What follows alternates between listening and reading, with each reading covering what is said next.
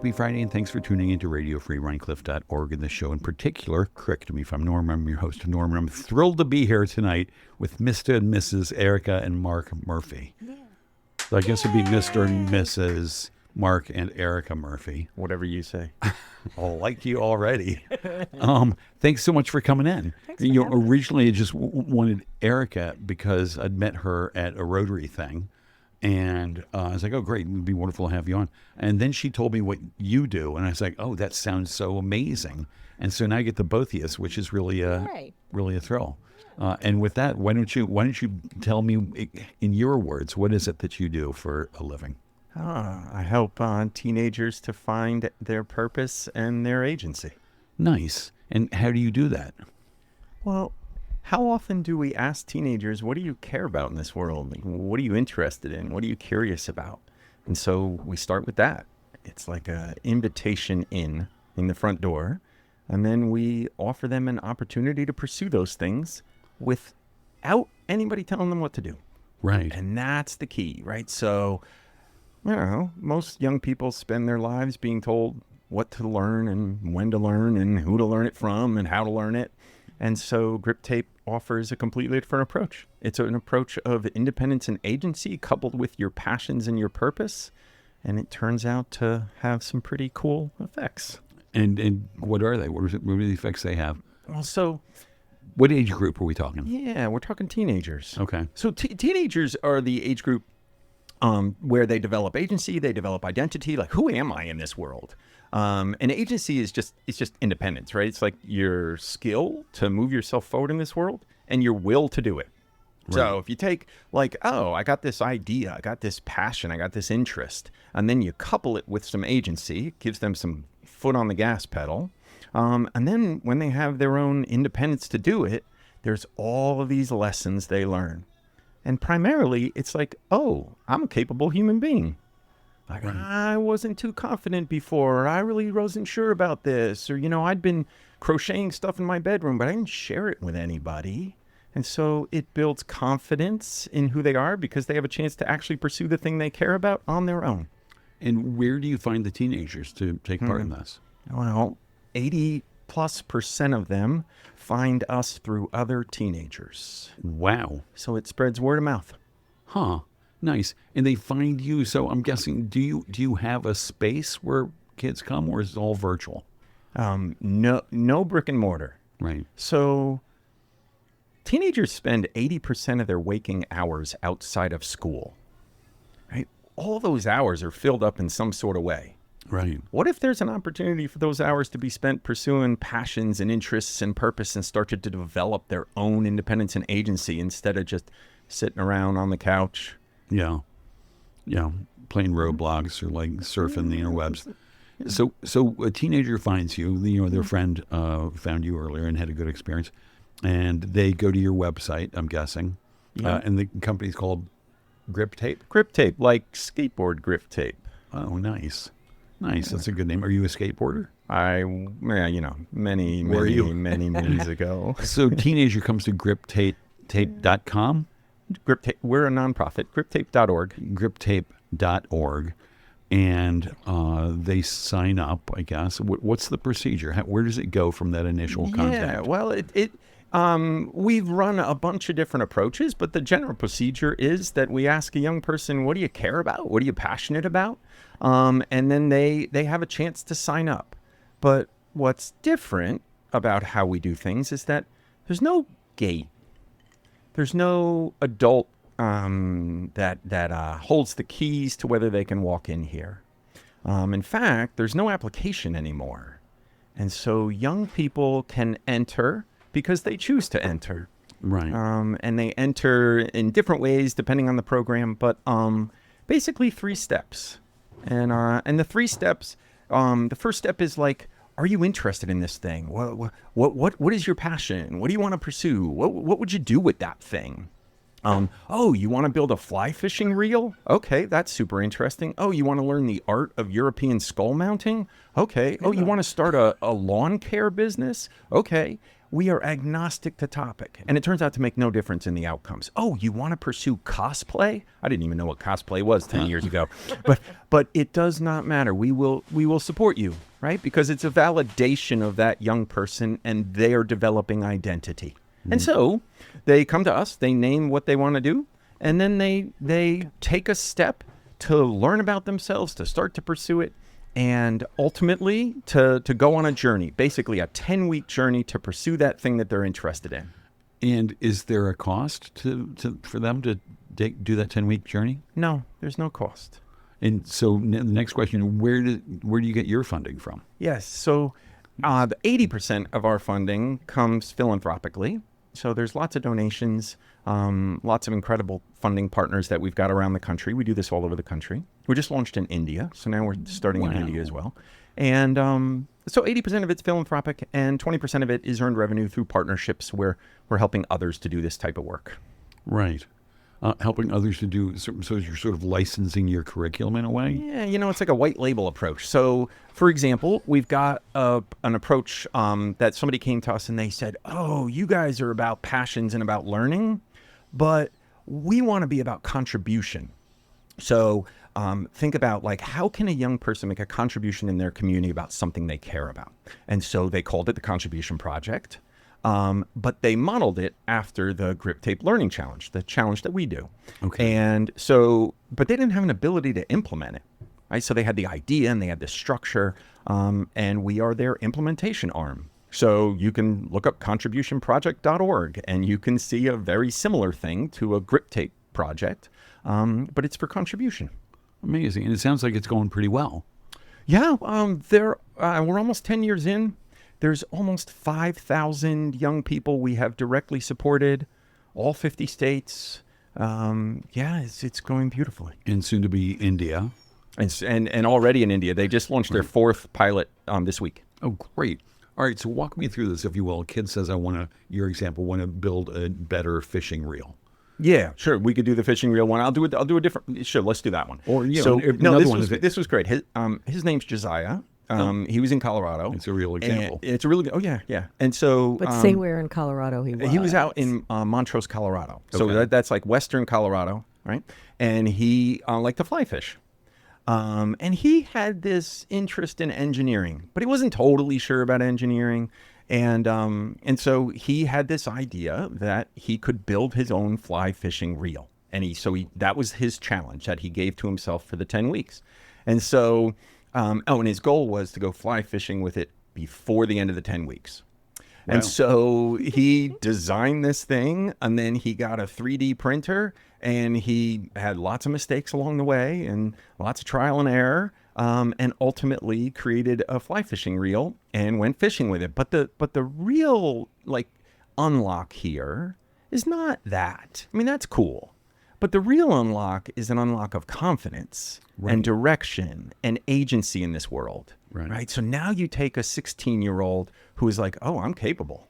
Oh, I can actually do something. So what he actually did was he took the fly fishing reel he built and he walked into the fly fishing company that was in Montrose, Colorado, and he showed them. And what did that lead to? That led to an internship. That led to a summer job, right? That one thing leads to another. So you spark agency, you spark confidence, and that young person then behaves differently. Right. I believe I can. I know how to. Therefore, I will. Right. That's the basic recipe. Just amazing, and that's a transferable skill that helps them in all of their life. Yeah. Yeah, it's a transformation. How in the world did you start this thing?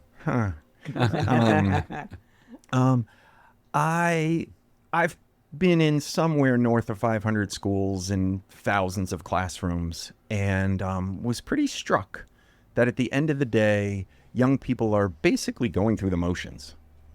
Right? They're told what to learn and when to learn and how to learn all day long, and it's not deeply engaging. Right?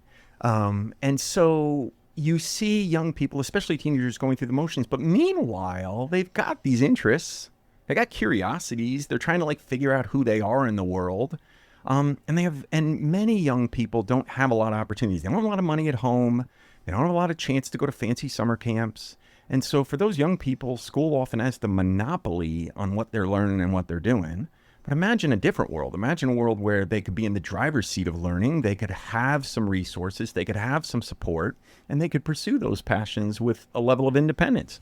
And so in 2015, after talking to probably 1,000 teenagers over the prior 3 or 4 years, myself and 10 teenagers set out to ask that question. If young people weren't in the back seat of learning, but were in the driver's seat, what would that even look like? Is that a good idea? What are the ingredients to allow that to happen? And what were you doing? What was your job in 2015 or 14? Yeah, I was the State Secretary of Education in Delaware. Oh, so like a slacker kind of gig. That's a huge freaking job. But prior to that, you were a principal somewhere? Yeah, I've been a school principal. I've been a teacher. I trained principals around the country, supported them, and hence I've been in so many schools. Right. Yeah. So when did the idea come to you?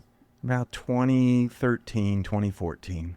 Okay. When you were a secretary. Yeah, just seeing dozens and then hundreds and then thousands of young people going through the motions and thinking, there's gotta be a different way. And so the kids find you. You never thought of taking the program to schools and districts and selling it to them? And Yes, we have tried, and we've actually had a number of those types of partnerships over the years. But ultimately, when you do that, you are inserting structure and systems into the experience, and the experience is really much more of a liberating experience. Intellectually engaging without being right. intellectually elite. And you're It is really that same good kind of sentence. vein. That's a T-shirt. Yeah, that's a funny sentence. And so you're kind of living it right now. You're doing the curriculum by creating this company. There's no walls. You're doing your own thing. You wrote down a business plan, I guess, and a mission statement, and you're modeling the program that these kids are availing themselves of. We made 3 promises in the beginning. We said we're going to start from a place of ignorance. We don't know how to do this. Strip away all the assumptions. Number 1. Number 2, you got to learn fast. You got to figure out, does this even work? What are the ingredients? And then the third thing was we would never do anything without young people designing it.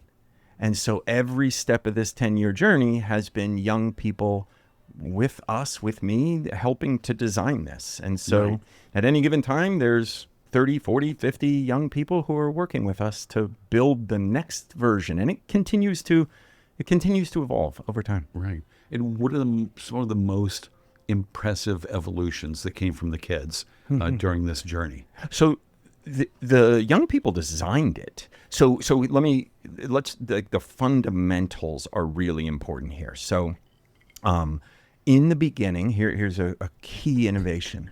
Young people, like, what do you need to be able to do this, to be able to pursue your passions? Like, what do you need? And one of the things they said was they need a person to believe in them and take an interest in them without ever telling them what to do. In other words, I had enough adults telling me what to do in kids the world. really said that? Yeah, that's so heads up. So there were 3. Well, there were 3 in the spring of 2016. We worked with about 300 young people, and about 50 of them really deeply. And that's where it landed. That, it's like a mentor role, but a mentor who doesn't tell you what to do or give you advice or give you guidance. Right. And the theory behind that is that if you're in the driver's seat, you having a chance as a teenager to be truly in the driver's seat, making the decisions as to where this learning journey is going, is pretty radical. It's an unsettling type of experience because you're always told what to do. Right. And so now you have a person who believes in you no matter what, is genuinely curious about you, which if you think, it helps validate their developing identity. Sure. Helps validate what they're interested in. When maybe nobody else has, by the way. I mean, Sean, one of the young people in 2018 or 19, he'd been writing songs in his bedroom for years. Right. And had received a bunch of feedback from adults that was not going to take him anywhere. And so Grip tape was an unlock. It like gave him, quote, permission to pursue that thing. Amazing. Now, there's schools, I know there's one over in Woodstock, where the kids show up and they don't have any direction. They sort of do this on their own every day. Do you know, does this ring a bell? There's a name for that kind of school. Sure. So most people at the younger ages especially would call that some sort of Montessori model. And Montessori has that type of aspect to it. There are schools in this country there's school without walls. There's a couple of those campuses in the country. There are other schools that have really gone to a personalized project-based type approach. Many of these types of settings didn't exist even 10, 15 years ago. They've started to exist much more significantly. But, these ideas are not new ideas. It's really self-directed learning and development and agency and purpose. It's really sense of purpose. And so these ideas have been around forever. You just don't see them in too many schools. And so if you think about it, 99% of the young people in this country go to school and they go classroom to classroom, class to class. This is what it looked like when you and I how to test were there. and how to measure their success. Yeah. Huh. Yeah. Well, I love this so much. Thank you. Griptape.org. Yeah. So, you were Secretary of Education there in Delaware. What did you think? You must have thought a lot about, the Montessori kind of schools and these schools without walls or whatever you want to call them. Do they work? Many of them do work beautifully. Yeah. In fact, all schools can work beautifully.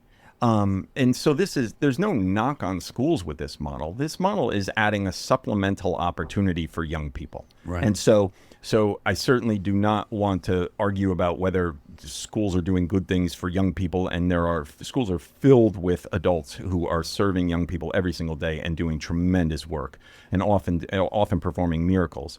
What Grip Tape said was that for many young people, they have very few opportunities to pursue their passions, and they have, and then when you take the passion component of it and you link it with the independence and agency component, that's really lacking. And so for young people that appeals to, we support them. Most of the young people that we are trying to support are young people who don't have a lot of resources, and they also are maybe struggling with confidence, and they're not totally sure on direction. And so sometimes we'll help provide a springboard. And do you ever help provide resources for them? Yes. So we basically offer three things. We offer funding to young people. So we give actual dollars in the hands of young people with no accountability. Right. And that's radical. And then we provide a mentor who's called a champion, who believes in them and takes an interest in them and helps them think without ever telling them what to do. And then we provide full decision-making authority for them. Nobody tells them whether they're successful. They decide whether they're successful. Right. And so that is also radical. There's no judgment. So you provided a mentor to this kid in Colorado who did the fishing reel. Who was that mentor? What did they bring to it? What they bring to it is really just three things. And anybody can do this. The first thing is, do you believe in that teenager? Do you believe in their potential, their ability to create that fly fishing reel? Do you truly believe in them? And that's really just a question of, do you believe in kids? And the second question is, are you genuinely curious about young people? Can you behave in a genuinely curious way? Right. This is hard for some people to do. And so that's the second component. And the third component is, this is the hard part. Can you help them think without ever telling them what to do, giving them guidance, giving them advice? And that's a skill component. So we would select on belief and curiosity, and then we'd help people to develop the skill of how to ask great questions. Amazing. So what kind of a person would have been the champion for the fly fishing example? So the champions come in all shapes and sizes. And in fact, it wouldn't be a fly fishing expert. No. Would it be an engineer or No. Because remember, they're not giving them advice or guidance or expertise. That's not the model, right? So we have champions who are 60-year-old, retired teachers. We have champions who are lawyers and bankers, and 30% of champions are alumni. This is now where things get juicy. Amazing. Because if you think about this over time, you create a flywheel effect where young people who had this experience now become champions for the next group of young people. And is it all volunteer when you're a champion, or? So we've done both models. We've had a volunteer model and we've had a paid model. Interestingly, the paid model costs less. How? Because volunteers require a lot of care and feeding, and you got to put people through background checks, and those are like $100 a pop, and then maybe a volunteer only takes 1 or 2 young people. And so, you start to add these things up. Right. But all of them go through background checks, Yes. I assume. Yes. Huh. Wow. Well, I'm just in awe. Congratulations. Thank you. And have you been a mentor yourself? Yes, for about 70 a some. champion. Yeah, champion, about 70 some odd young people. Everybody, you can't figure out the work unless you do the work. You got to roll up your sleeves and get your hands dirty and do the work, right? Right. And Erika, have you ever been a champion? I've been a champion for 4 kids. Four kids over the years. Amazing. And so 4 kids, and which of their projects really sort of has stuck with you? It was a young guy in Harlem, actually, who was a phenomenal saxophone player. And he went to a school where he wanted to start mentoring the middle schoolers. He was a high schooler. He wanted to mentor the middle schoolers and start a music cadre or whatever with them. And he did. He wrote up a proposal for the administration. He said when he could do this, he worked it out how the younger kids could do it, and he did it. In what shape was that? It was just like a sort of stage band for like middle they school, or? they would do, like, they had like practice sessions like every other day, and the goal was to do a performance at the end of the year, and they did. And he actually the kid was phenomenal, and he got a scholarship to Juilliard. Wow. Yeah, he was amazing. And so what? Self-driven kid. I mean, Yeah, I 100%. guess. So sounds like a wonderful kid to mentor or champion. What was your contribution? Asking questions and listening. Yeah, vice versa, right? I was gonna and say. you can't. And Mark and I have talked about this a lot over the years. And as a teacher, we're fixers. We're all fixers. Moms, we're fixers. And you're desperate to say to the student, oh, I know somebody that could help you with that. Or, oh, have you tried this? You can't do that. You're not supposed to do that. It's just letting them. It's working on guiding questions, which is a skill, and it takes time. But I found even after, being an educator for most of my career, I had to work on that. And then I thought, cripes, what did I do as a classroom teacher? Right. Then I was like, shame. But it was wonderful. And he would call me and say how he was doing, and it was lovely. That was several years ago. I forgot. But, yeah. Are there champions who sort of like throw their hands up and say, you know what, I can't help this kid. I don't feel like there's anything I can do to Never had be that. of assistance? That's a great question. I think that I myself certainly have had the experience where you're watching a young person truly struggle. So the experience is generally 10 weeks long. And over those 10 weeks, some people really have a hard time. Some of the young people really have a hard time. And so it can be difficult to watch that. Yeah. Right? But if you think about it, the stakes are pretty low.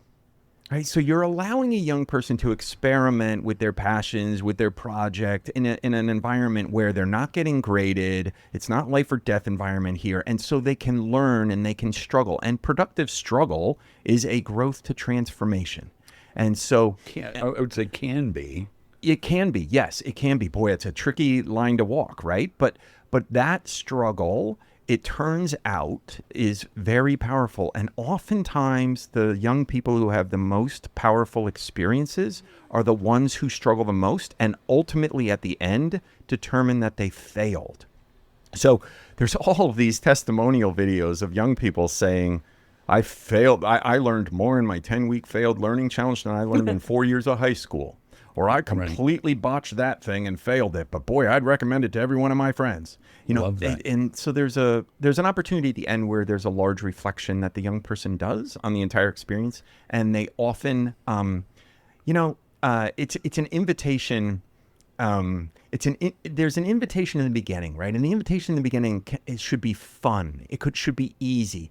Come do a project. Right? Kimani was set out to do a short film, and at the end, he said, yeah, I thought I was doing this to make a short film.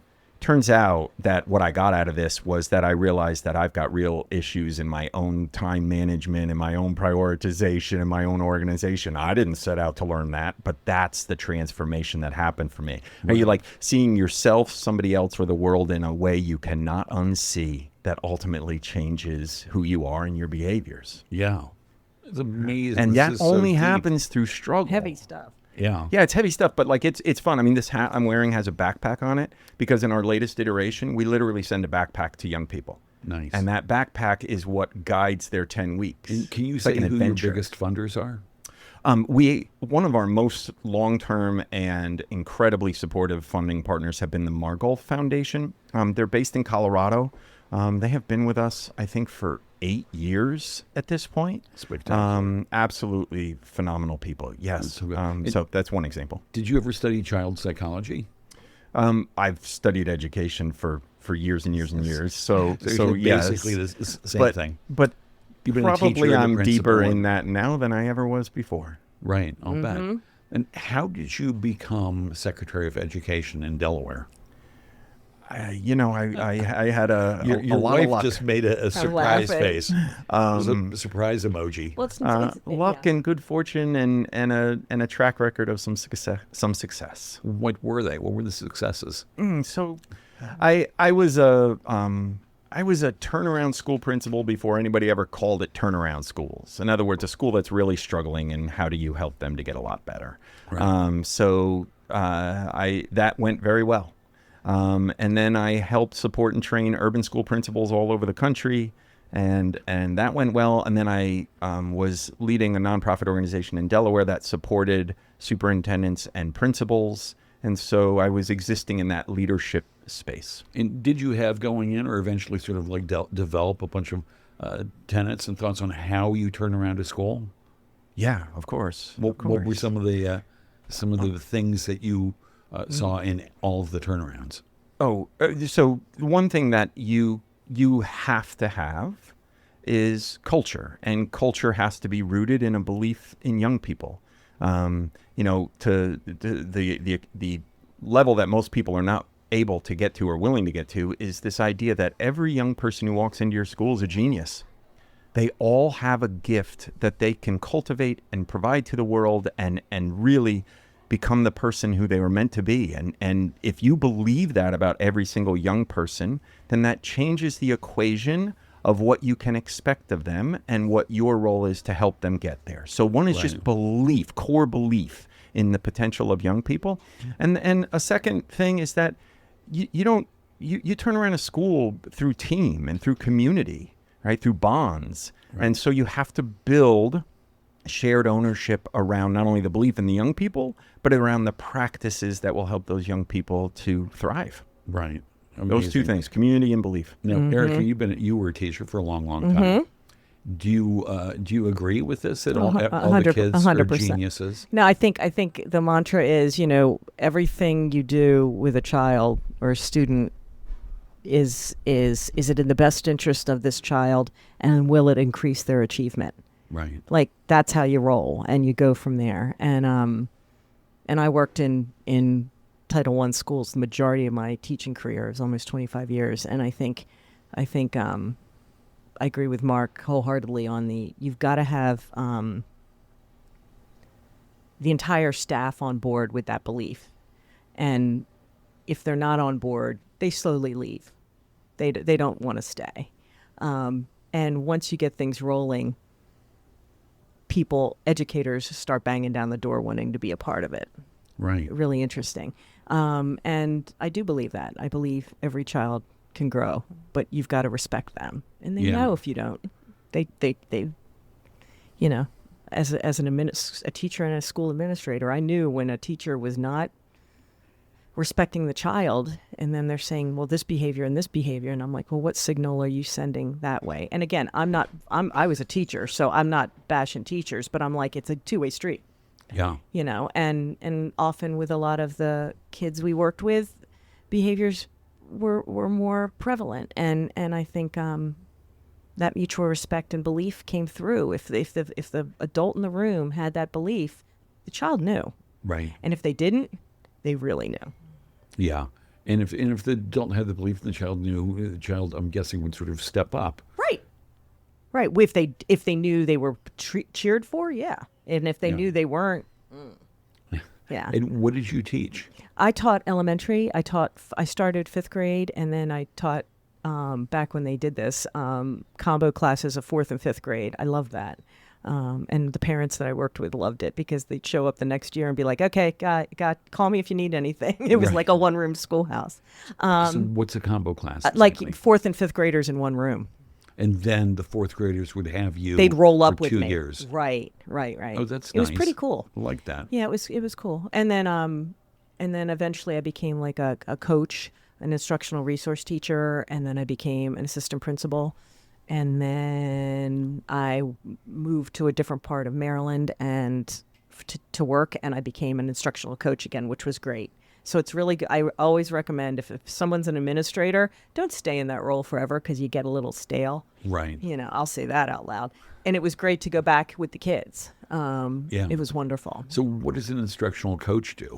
Teach the teachers, do professional development, have resource classes, help kids get a little jump if they need a little more push, a little more time on math or reading or whatever. So the Yeah. teachers, many of them, I'm guessing, have master's degrees Sure, in sure.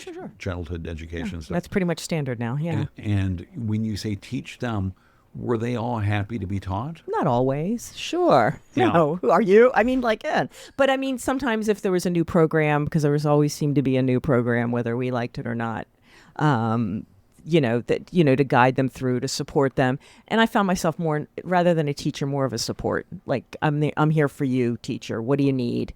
I'll co-teach with you. Let's work off one another. Yeah. And do you still pay attention to sort of like advancements, if you will, in teaching, We look. philosophies and stuff?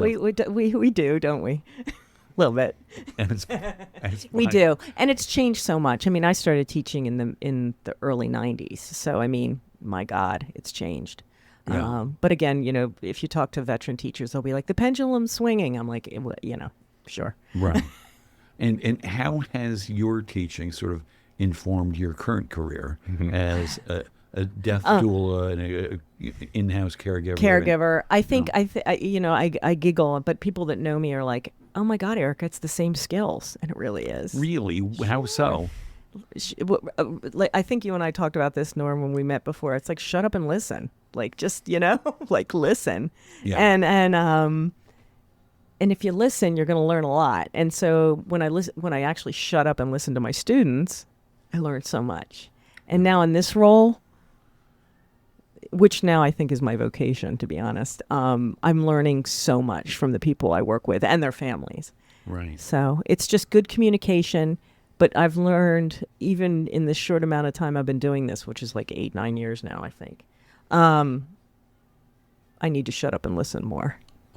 Always that's a good rule for a living. Right. So how did you decide to move from, I'm guessing, school Yeah. administration to this? So Aunt Joan. Aunt Joan. Aunt Joan. Don't we all have an Aunt Joan? Yeah, kind of. Aunt Joan was my paternal aunt, and long story short, I ended up taking over her care. My father was older and he lived out of state, so my aunt was close to us and geographically. So I volunteered to be her power of attorney and all that stuff.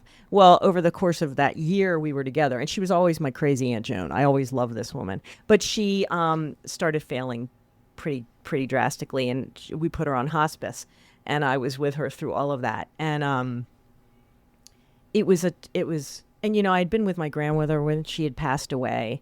Like, it was just the two of us. So I was comfortable in that space. And when Joan was finally on her final days, I was with her, and my best friend was with me as well, and it was wonderful. And I say this to people, I'm a woman of a certain age, and I've had some experience with gentlemen over the years. But the most intimate moment of my life is when somebody's passing away and you're holding their hand. Right. Period. I mean, there's nothing more intimate, because when a baby's born, it's magical and this new life. But when someone passes, their entire life is ending. And what an honor to be a part of that. So, Right. yeah. And- So Joan was my guide. So then I ended up here through, Oh, I'm you're gonna gonna ask. get, I know you Yeah. are. Let's hear it. Joan, towards the end, Joan wanted a drink. What did she want? Manhattan. A Manhattan. She wanted a Manhattan, and Erica's like, "Oh, show up with a Manhattan." I was like, "All right." So I drove up to the nursing home, and I show up with the Manhattan, and I walk in, and she's like the mayor of the nursing home. Erica is, and I'm like, "Oh, that's what's going on here." She knew everybody. She had connected with everybody, and she's like going room to room. I'm like, wait a minute, we're here for Aunt Joan, right? And what, no, you. But knew I gotta go say hi to everybody. Tom down the hall. Yeah. Yeah, Mark, come meet so and so. Right. So, yeah. So it was really striking to watch, to go from teaching, 5-year-olds Right. to like 10-year-olds. I, Yeah. I was joking, the mayor of the nursing home. Right. But she, and we even had Manhattans at her funeral Oh, and sprinkled the coffin Oh, with Manhattan. Oh, no way. My buddy who was the funeral director is like, I think I'm going to Joan put was this a as a riot. line item, bar at the graveside. Oh, So well, then we came up here to answer your question. I'm sorry, no. came up here from where? From Wilmington, Delaware, we were living. Okay. At that because he was. So how did you decide to come here from Wilmington? Oh God.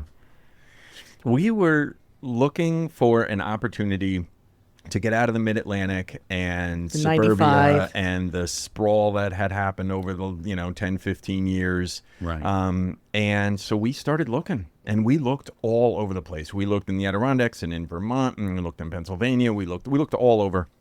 And one day, I was actually up here with my daughter, and we were driving back, and I said, "Hey, do you want to see the town I grew up in?" And maybe she had been here when she was a little kid. Wait, you grew up I here? grew up here, yeah. I left at 18 and disappeared for a few decades. But Wow. but yeah, so we pulled in, and the next thing you know, she's I in the wanna back move of to Stickles and playing with Knitting. the yarn and at Stickles. Samuel's rest in and peace. all of that stuff. And about it. so Took him to see so Jeremy. We're driving back down the Jersey Turnpike, and she's like, you guys have been looking for a town to live in for like a year and a half now. That place is better than any other places you've looked at. How old was she at that point in time? Like 14 or 15. And she's like, I want to walk to school. I want to work at the movie theater. I want to do this. And I thought, am I really going to move back to the town I grew up in? So this town fueled all of her fantasies. And so you moved. So you we just came have the back. one kid? No, we have two. 2 children. Nice. Yeah, so we came back. And how old Or were we they came when here. you moved here? So Maddie was 14, 15. Maybe 15, and our son was like, "Oh yeah, you people go ahead." Like he was older. He's like, "Yeah, you go ahead. I'm staying send the here. postcard. Yeah, have fun with that." So did he stay with a friend or something? No, he had his own apartment at that point. He Oh, was okay. I don't know, 19 or 20 years old. And where does he live now? He lives up here. They both kids came back here. Amazing. That's so nice. And did you get a place in the village so they could walk to school? Yeah, and we to- were Yeah, we were we we were did. over by Crystal Lake, Yep. and Maddie walked to school every day, and she loved it, and it was great. It was pretty idyllic, and we haven't looked back, Yeah. right? How long you been here? Since Almost 10 years. 17, we moved in 9 years. Yeah. Wow. All right. I want to go back to you, Erica, Uh-oh. leaving the school and deciding, through helping your aunt and, Yeah, and yeah, yeah. experience all that. How does one go about becoming This, yeah. this? Okay, so I spent my first probably year here going, and Jen might be able to relate to this. We're of a certain age. We're great. It's a great age. I wouldn't turn it back for anything. But when you come to a new town, you meet really great people, and I did. And I'm not shy, clearly. But you know what? Women our age, anybody, they're busy. So it's not like when you were in middle school, like you want to come over and stuff. So I started feeling very isolated. I mean, I put myself out there, but it was difficult. It was a difficult transition. And because Mark was settled and he was happy, our daughter was happy, everybody was happy, and I'm going, I'm not feeling this. I ended up went to Church of the Messiah. Father Richard remembered my name after the Christmas Eve Mass, or God forbid I said That Mass. guy was amazing. He was amazing, like a steel trap. Yeah. Richard, I hope you're listening to this. But he remembered my name the following Sunday after Christmas Eve. What? And Messiah's Christmas Eve service is insane. It's packed. Yeah. Anyway, I ended up getting involved with Messiah. I ended up running their outreach committee for a year. Not well, but I did it. And I met amazing people. And I have friends there, and the one friend was running a writing group down at the jail. I went and volunteered with her for a little while, which was fantastic. And I started dipping my hands in different places. And then I thought, well, maybe I'll be a caregiver, like a companion person. I'll go do puzzles with older folks. I love Joan. Let me keep going. So I hooked up with like an organization in Hyde Park. I worked there for like a week and a half with a couple of clients, and I loved it, except my one client was in Fishkill. So I got my passport stamped every day to go to work with her. And then Wait, what? she was in Fishkill. This client I had to work with was in Fishkill. I was so far away. Oh, I see. Come on, Norm. Sorry, And- this drink It's you the all drink. brought is nicely strong. He's empty. Anyway, Thank you for bringing the drink. so I decided to. and A curse friend, you. I know. A friend of the family said, "Hey, I know my neighbor. Her husband has Parkinson's, and she needs some help." So I ended up with this family, who I'm still with. He passed away, and I'm working with Mom now, and Mom has Alzheimer's, and the two sons do not live around here necessarily. One has a weekend home up this way. So I'm now deeply entrenched in this family, and that's what got me started, this one family. And then it just went from there, then became this word of mouth thing. I've worked with countless families around Rhinebeck and Red Hook. And then I'd been with so many, this sounds weird, I've been with so many people when they passed. I really value that experience, and I wanted to delve more into it. And I think I never would have done this when I was younger. I think now at this age, it really just resonated with me. So I ended up getting trained as a doula. Where? Where do you get? Actually, Omega offered it. It was a 1-week course through Amazing. ANELDA, which is an organization, International Association of End-of-Life Death Doulas. I did that training, and it was amazing, and started implementing those philosophies. And then I decided I wanted to go deeper. So now I'm in the midst of a year-long certification process with them, which is filled with self-reflection and a whole lot of back to shut up and listen.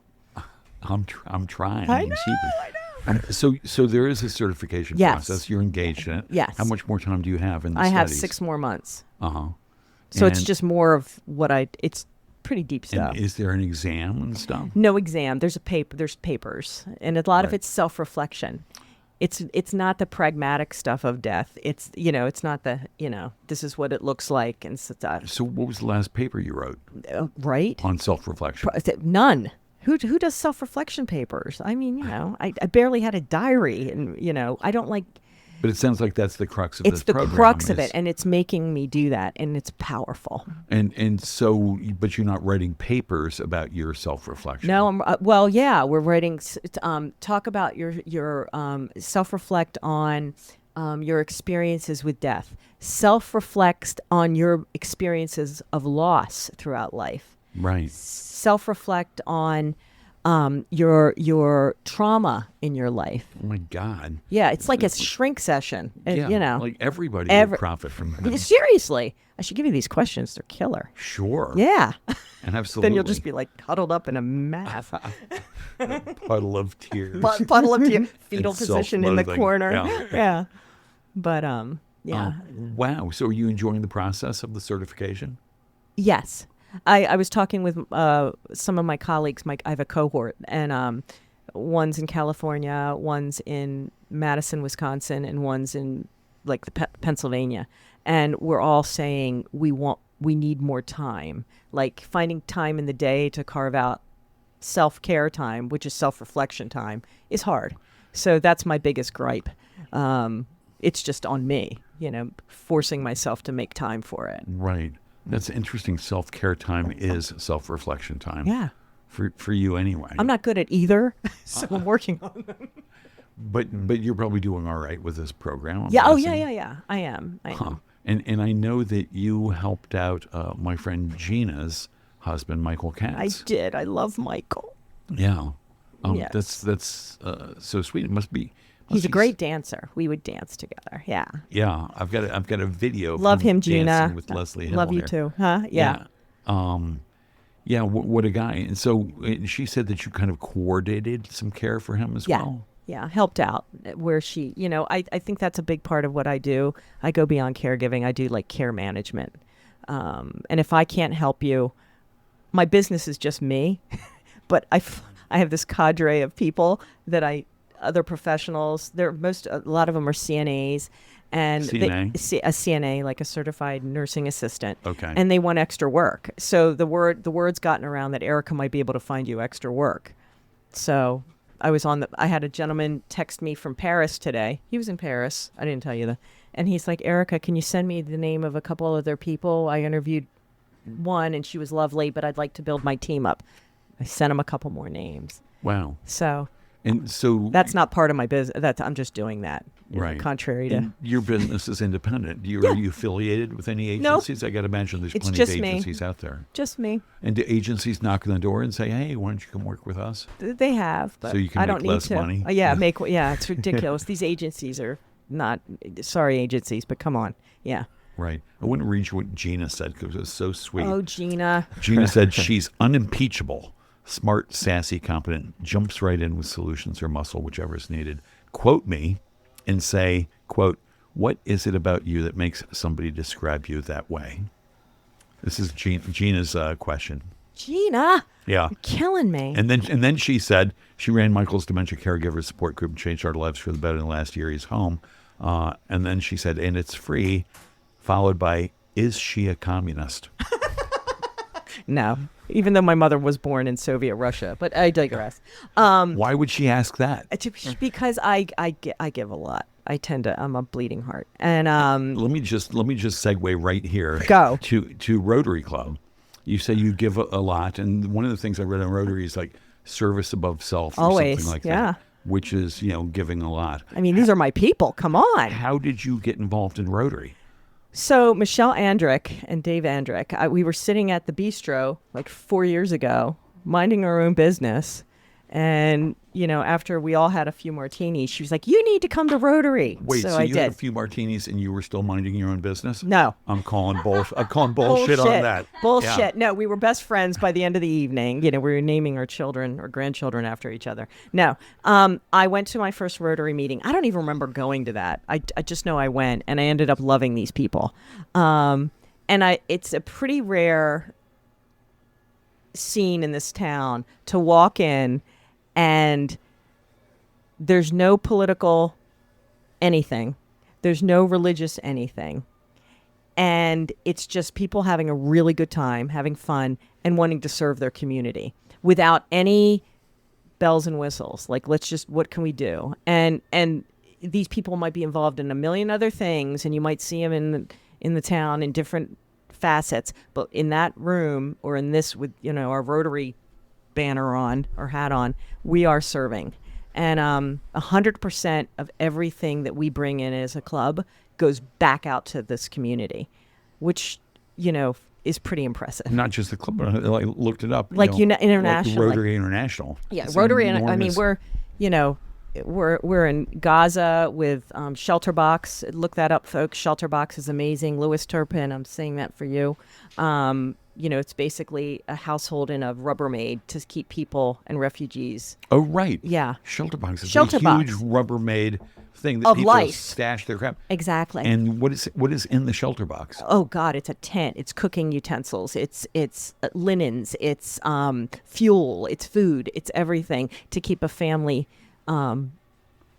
alive while all hell's breaking loose around them. Right. Yeah. So how did you first get involved in Rotary? So Michelle asked me to get in there. I did it, and I ended up just joining different committees. I'm like, oh, you're collecting coats. I'll do that. Oh, you're cleaning up the highway. I'll do that. That's next weekend. And Which highway are you? We're doing Route 9 from Dutchess Historical Society down to Delano, and then we double back and do Mount Rutson Road. So people, stop throwing your stuff out the window, please. Yeah. Good Lord. Every The thaw, stuff we find. every thaw, the roads are just And it's like, horrible. really, people? Really? Like, come on. Anyway, it's a riot. And then we have the contest who found the most interesting thing. That can get scary. Yeah. You could come to that The meeting. most interesting G-rated thing. G-rated, like half a dress. Like, I'm like, I don't even want to. Half a dress. Well, and so did you find a half dress, or was that the most It was a interesting velvet thing? dress. It was half a velvet dress. Yeah, I did. Then I'm like, That's did this kind come of- off in a good way kinda or bad way? scary in a Yeah, way. I went good, but I don't know. It could be bad. You never know. Could I it don't have been a doll's dress, an American Girl? Oh, doll? no. No. Come on, folks. No nightmares tonight. Yeah.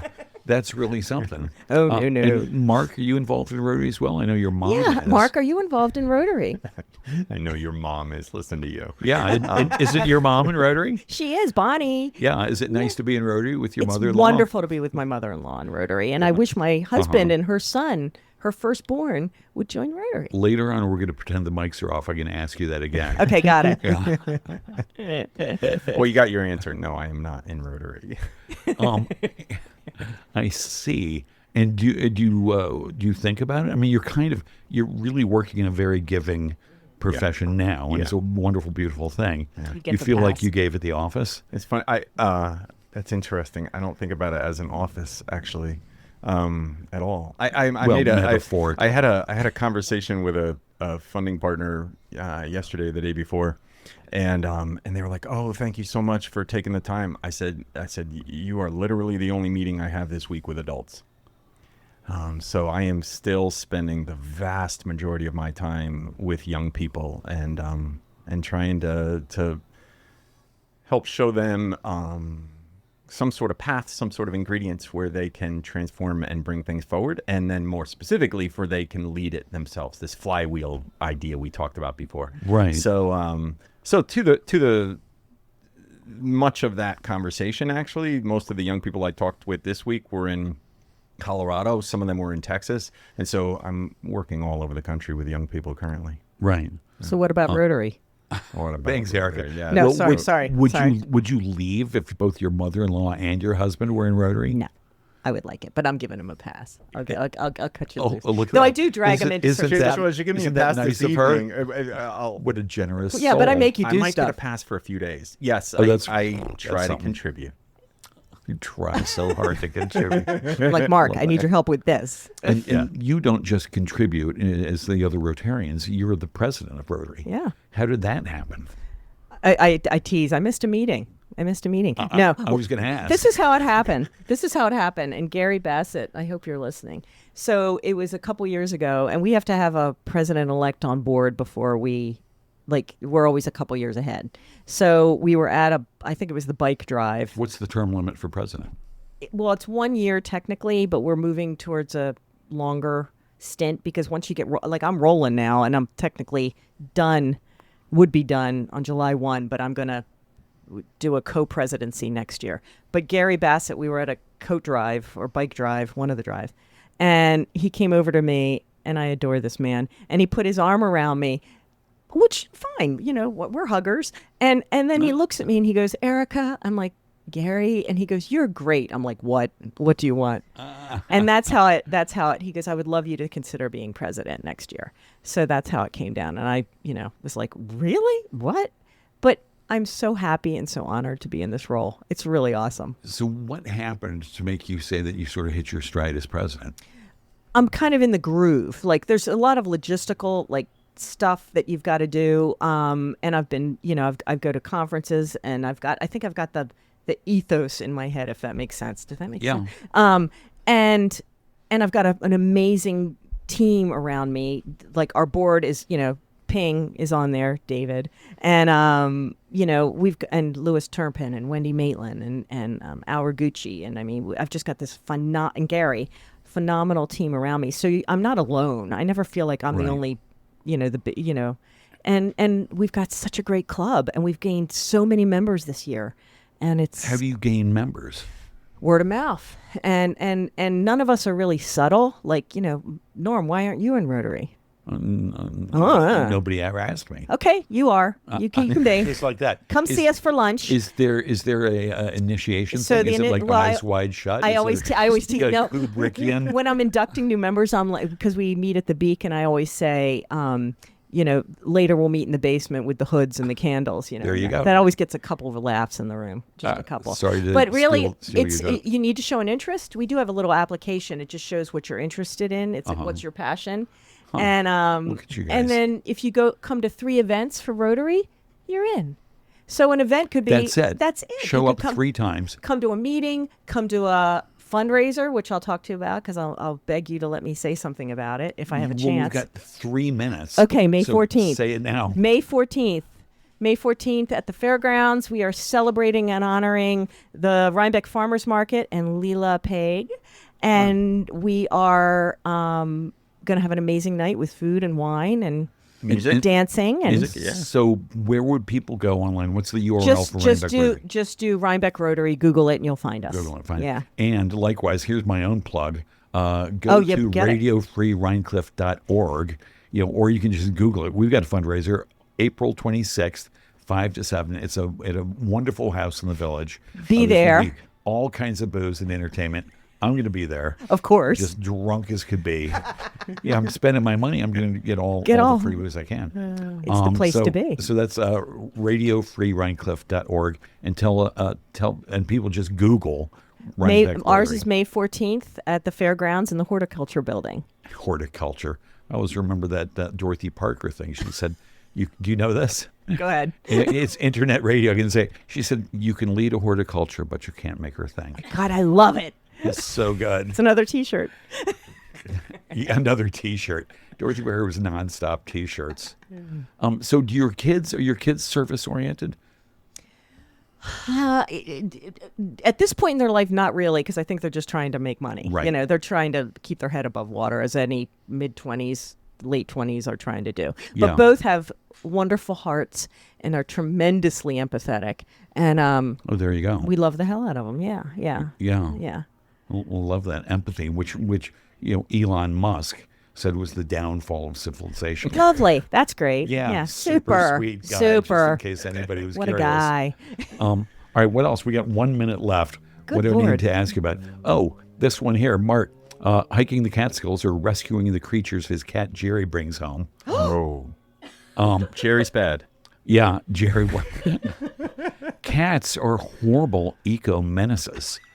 I love my cat. Don't start that. Outdoor cats. Don't start that. Oh, I Oh, will. stop. Yeah. He's Oh, happy. Stop. He supplements. Like, No. Jen's Actually, with he just me. brings them in alive, and then Kills them. yeah, and then we just open the door and we've well, Thank you. maybe Jerry's After an he eats the exception, head but off. cats in general. well. And are you're I guess you're a cat hater. I love cats. You're a climber. And just one more question: are you said you climb in the Catskills? Are you a member of the 3500 Club? Yes, yeah, I've done Really? 35. The real key is the other 67, which is the top 100, and so I've done about half of those. Amazing and more amazing, and you two were just ridiculously amazing. And I'm so happy you came in and brought this fabulous cocktail. Thanks for being here, Cheers. everybody. Thanks for tuning in. Been speaking to Erika and Mark Murphy, and have a great Friday. Thanks to super producer Jen Hamoud. Yay, Jen. And the Epicurean Corner Store down here in Rhinecliff for hosting radiofreerhinecliff.org. Have a great weekend.